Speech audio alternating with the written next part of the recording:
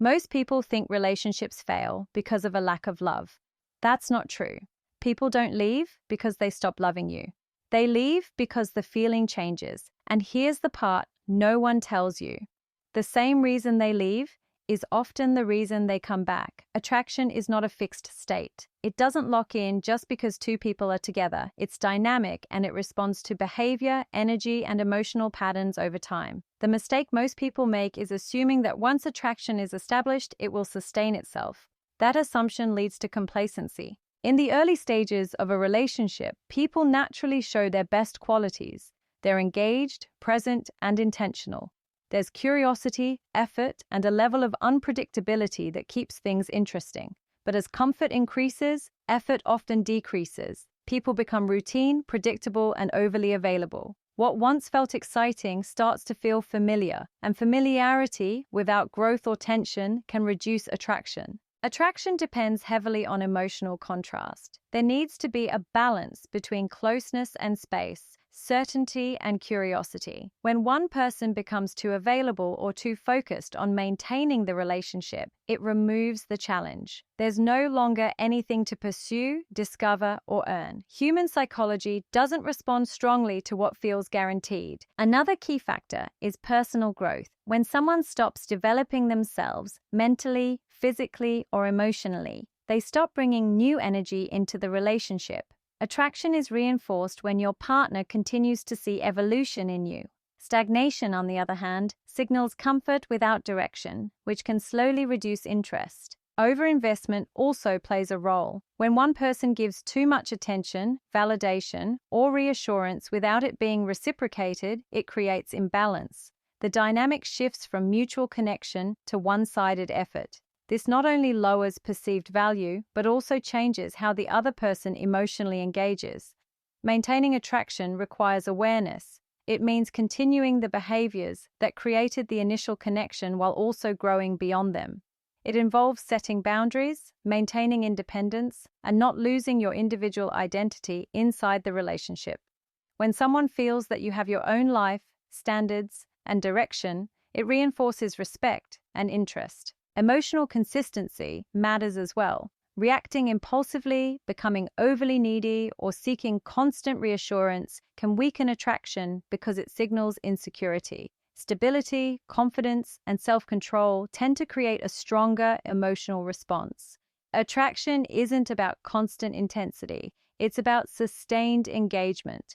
That comes from balance, effort without overgiving, presence without losing independence, and connection without eliminating space. Emotional control is the ability to feel everything without letting those feelings dictate your behavior. Emotional reaction, on the other hand, is impulsive. It's immediate, unfiltered, and often driven by fear, insecurity, or ego. In relationships, this difference determines whether attraction grows or weakens over time. Most people react instead of responding. When communication drops, they assume something is wrong and start chasing. When they feel ignored, they seek reassurance. When they sense distance, they try to close the gap instantly. These reactions come from a need to regain certainty, but they often create the opposite effect. Instead of restoring connection, they apply pressure. Attraction is highly sensitive to emotional stability. When one person becomes reactive, the dynamic shifts. It signals dependence rather than confidence. The more emotionally unpredictable someone becomes,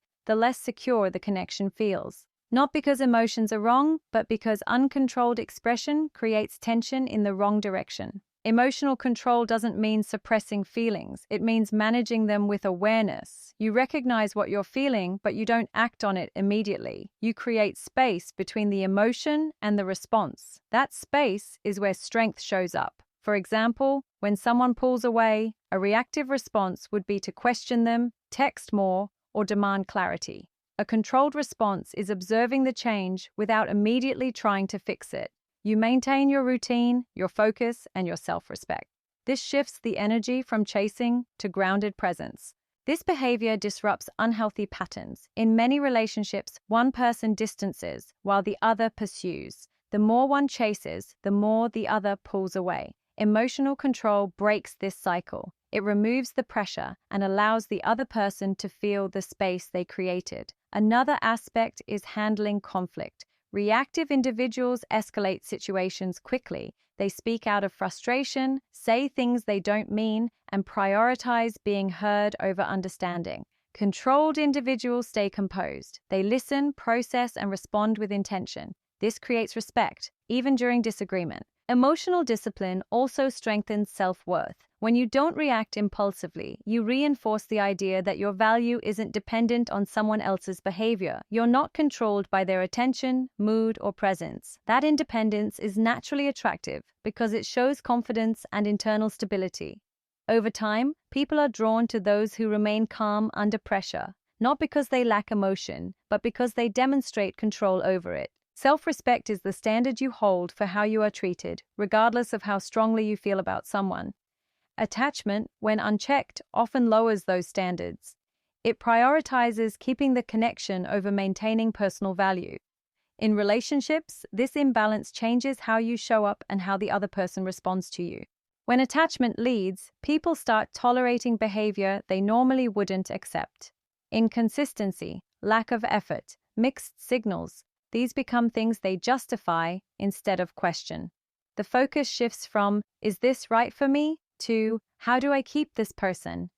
That shift is where self-respect begins to erode. People can sense when you are more afraid of losing them than you are committed to respecting yourself. That fear shows up in subtle ways: over-explaining, seeking constant reassurance, accepting last-minute plans, or ignoring clear signs of disinterest. These behaviors communicate that your boundaries are flexible, and once that is established, the dynamic changes. Self-respect creates structure.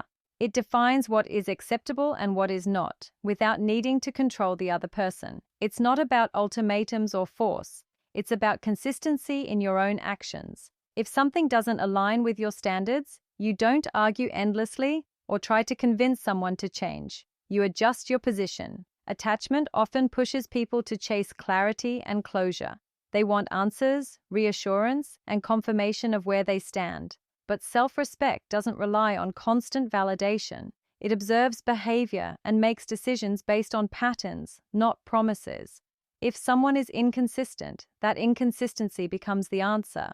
There is also a difference in emotional posture. Attachment leans forward. It reaches, it pursues, it tries to secure. Self-respect stands still. It allows the other person to meet you at your level instead of lowering yourself to meet them where they are. This naturally filters out low-effort behavior. Walking away is one of the clearest expressions of self-respect, not as a tactic to get a reaction, but as a decision to protect your standards. When you remove yourself from a situation that doesn't meet your value, you reinforce that your presence is not unconditional. This shift changes how others perceive you. Instead of seeing someone who will stay regardless of treatment, they see someone who chooses carefully and leaves when necessary. That creates a different kind of attention, one based on respect rather than convenience. Over time, choosing self-respect over attachment builds emotional independence. You stop relying on someone else to define your worth, and your decisions become clearer, more direct, and less influenced by fear. A strong relationship doesn't come from holding on tighter, it comes from standing stronger on your own. When you maintain attraction, control your emotions, and protect your self-respect, you stop chasing connection and start attracting it. You're no longer trying to be chosen. You become someone who chooses. Not everyone will meet that standard, and that's the point. Because the moment you stop lowering your value to keep someone is the moment you start building a life where the right people meet you at your level. Focus on your growth. Stay disciplined. Keep your standards intact. The right connection doesn't require you to lose control, lose yourself, or lose your worth to keep it.